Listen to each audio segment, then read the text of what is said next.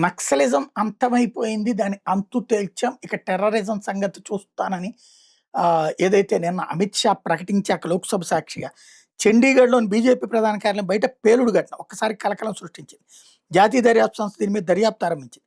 చండీగఢ్‌లోని central forensic science laboratory బృందం సభ్యులు ఘటనా స్థలిని పరిశీలించారు. బుధవారం సాయంత్రం సెక్టార్ 37లోని బీజేపీ ఆఫీస్ ముందు పేలుడు సంభవించింది. ఎవరో గ్రెనేడ్ వంటిది విసిరి పారిపోయారు. దర్యాప్తు తర్వాత వివరాలు వెల్లడిస్తామని చండీగఢ్ ఎస్పీ కన్వీర్ దీప్ కౌర్ చెప్పారు. పేలుడు వీడియో వైరల్‌గా మారింది. ఒకరు బాంబు విసురుతుండగా మరొకరు పరిగెడుతూ వీడియో తీశారు. పేలుడు ఘటన మీద బీజేపీ రాష్ట్ర అధ్యక్షుడు సునీల్ జాఖర్ తీవ్ర ఆగ్రహం వ్యక్తం చేశారు.